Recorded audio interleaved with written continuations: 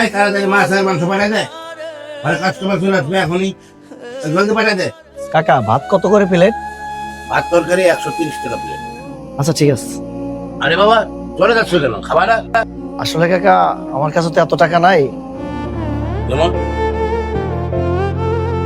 কাকা আমার কাছে তো এই 30 টাকাই আছে। সমস্যা নাই, তুমি খাওয়া দাওয়া করে নাও, না হলে ওই 30 টাকায় দিও। এই তুমি কোথায় যাচ্ছিলে? কাকা আমি এলাকার নতুন, কাজ খুঁজে বেড়াচ্ছি, আমার জন্য দোয়া করবেন, খুব তাড়াতাড়ি যেন একটা কাজ পেয়ে যাই।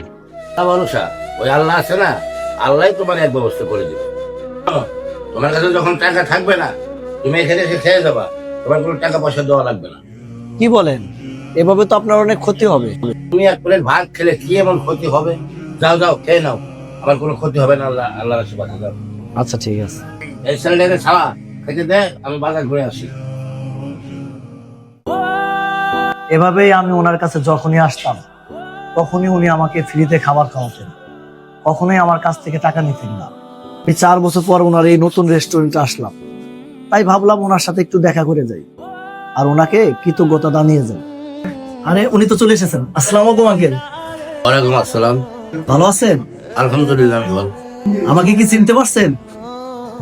বলতে তো পারলাম না। আরে আমি সাগর, যাকে আপনি 4 বছর আগে ফ্রিতে খাবার খাওয়াইতেন। তোমার কাছে যখন টাকা থাকবে না, তুমি এখানে এসে খেয়ে যাবা, তোমার কোনো টাকা পয়সা দেওয়া লাগবে না। ও হে তুমি সাগর? জি। আরে আরে বসো বসো বসো। যাতে আমাদের দুজনের জন্য কিছু কফি নিয়ে আয়। জি মহাজন, নিয়ে আসছি। সবকিছু ঠিকঠাক আছে তো?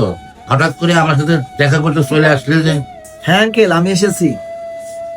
আপনি আমাকে 4 বছর আগে যে উপকার করেছেন, আজ আমি আল্লাহর রহমতে অনেক সফল হয়েছি। এখন আমার বাড়ি গাড়ি টাকা পয়সা কোনো কিছুর অভাব নাই। তাই আমি আপনার সেই 4 বছর আগেকার ঋণ পরিশোধ করতে এসেছি। এখন আপনি বলুন কিভাবে আমি আপনাকে সাহায্য করতে পারি। কি চাই আপনার, আমাকে শুধু বলুন। বাবা তুমি কি মনে করো? তুমি কি মনে করছো ওই দিনের ঋণ তুমি আমার পরিশোধ করতে পারবে? কেন পারবো না আঙ্কেল? অবশ্যই পারবো, আপনি শুধু আমাকে বলুন।